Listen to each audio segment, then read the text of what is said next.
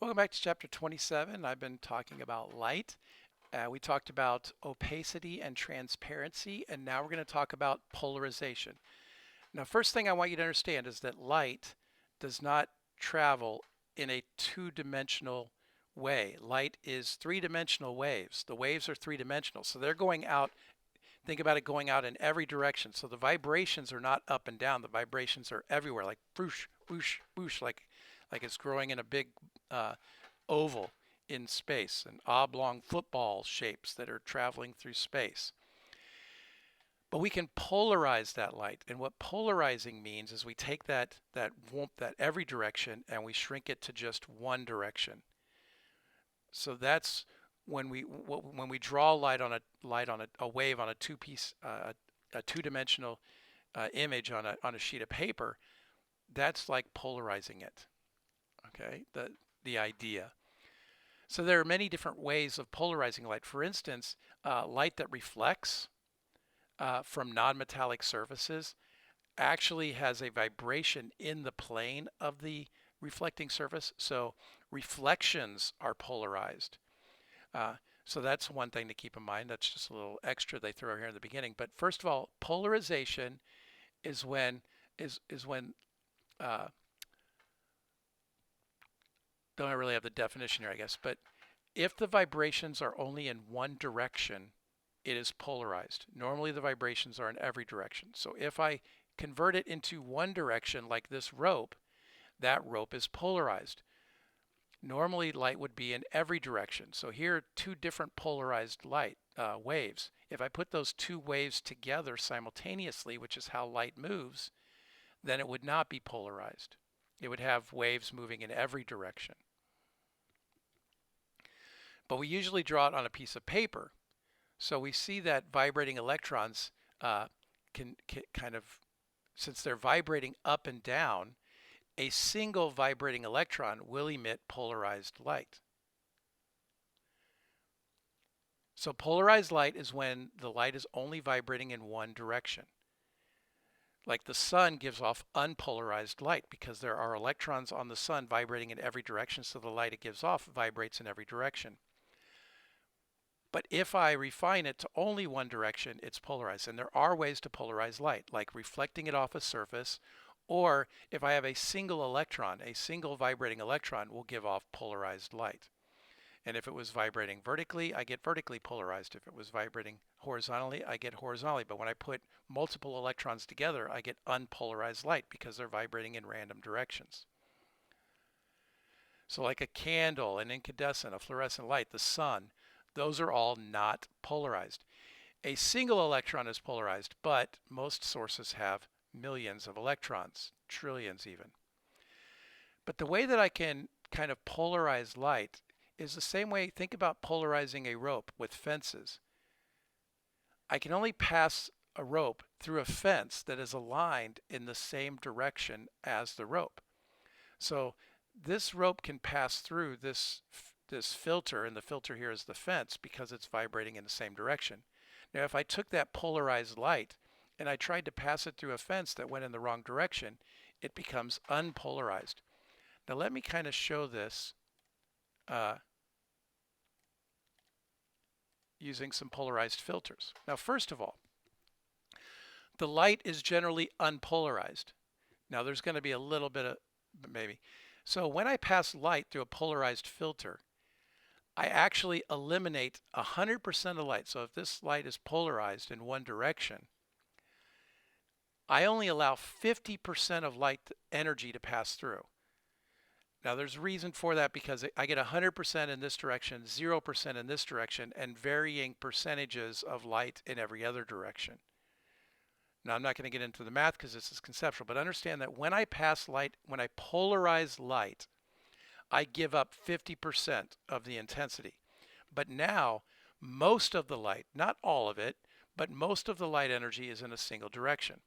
So if I take light, and these are two polarized filters, if I put them together so that they're both polarizing in the same direction, I don't really see a difference. Because this light is allowing this light to pass through, and this filter is allowing this light to pass through. Now if I turn this filter, Now this one allows this direction, this one allows this direction. It cannot pass through both. But you can see that some light does pass through at different angles, showing that in fact when light is polarized, it's not 100% in one orientation. There's energy that fans out. Now this is kind of a neat feature about light. No light is passing through here. But what if I put another piece between them at an angle? And now you can see some energy does pass through. But if I turn this either way, it won't work, only when it's at an angle. And you can think about it, this one polarizes it a little bit. And then this, but it basically turns it so that this is the primary axis, but there's still a little bit of energy in this direction and this direction now, but there's none in this direction. So I can then, no matter which way I turn this, there'll always be a little bit of light passing through. But you can see here, it's still 100% blocked, and here some of it gets through. So that's kind of like a magical trick with polarization. And there is a mathematical reason for that this class won't get into. What I want you to know in this class is that you can polarize light so that it does only have 2 dimensions. And you can actually repolarize it at other angles. And if you try to pass polarized light through a filter at 90 degrees to it, no light passes through. And this is basically how OmniMax theater glasses work. You have one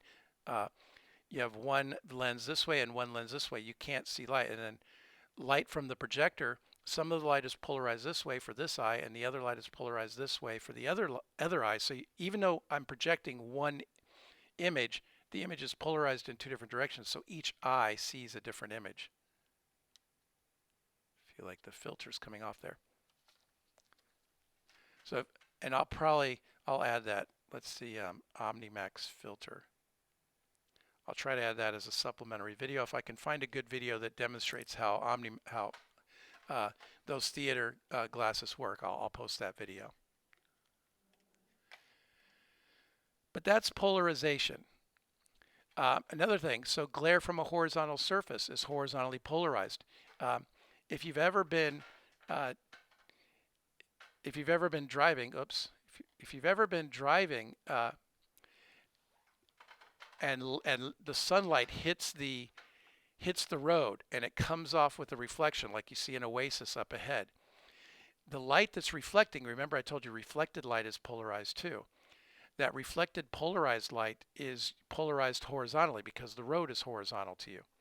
So if I wear glasses that are polarized this way, so that kind of like this, here's the polarized light coming off of the reflection from the sun on the road, and that I wear polarized glasses, I don't see any of the polarized light coming off of the road. So those polarized glasses are polarized vertically.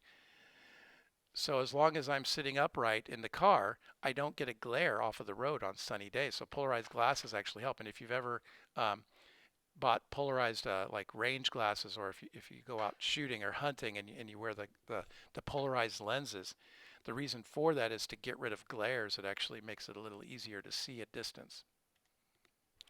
And here's another example like what I was showing, how you can change, like light is polarized, but only at the only angle that has 0% is at 90 degrees.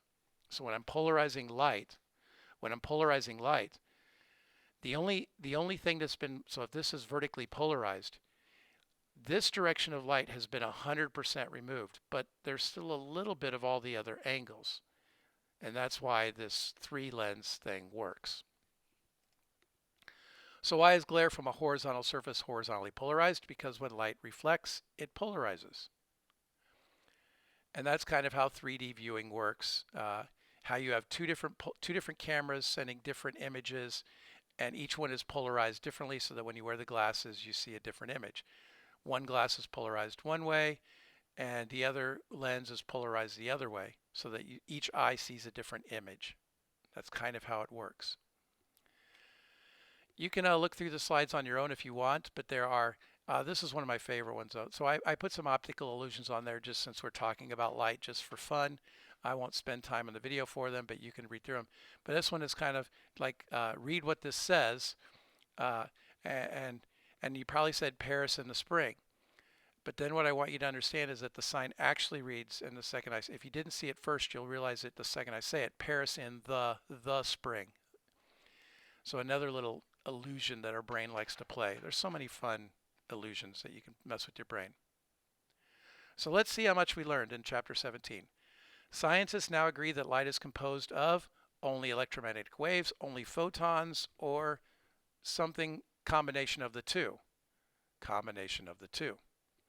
The time it takes light to travel across the orbit of Earth is about, and I wouldn't expect you to memorize this, but I just want you to understand that the Earth has a huge orbit and light is not instantaneous. So it takes it about 22 minutes.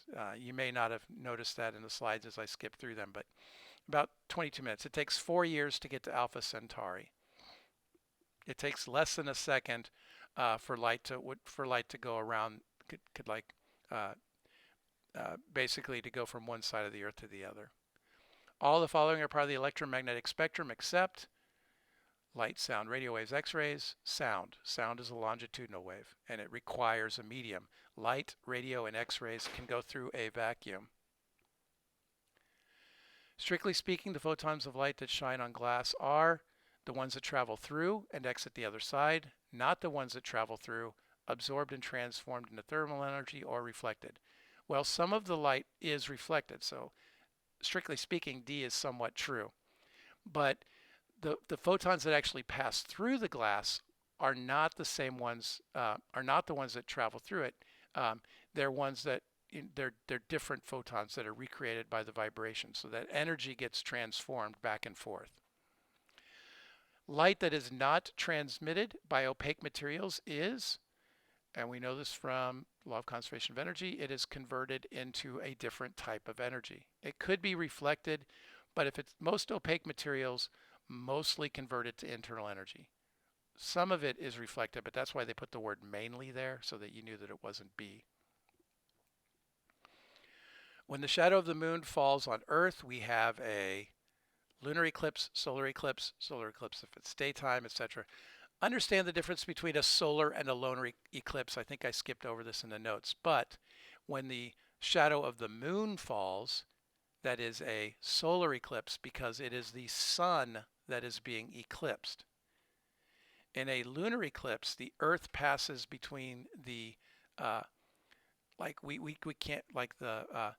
we take away the light from the moon. So if the Earth passes between the sun and the moon and we can't see the moon, if you were on the moon, that would be a solar eclipse. On the Earth, we have a lunar eclipse. Oops, I gave the answer right. Polarization occurs when waves of light are aligned, just meaning in one direction. The best way to view something in 3D is to have keen eyesight, use two eyes, use only one eye, be slightly cross-eyed. You basically need two eyes to see 3 dimensions. That's all they're trying to get at. So that's the end of the light chapter. Remember, this unit will cover the next 2 chapters as well. As always, just let me know if you have any questions.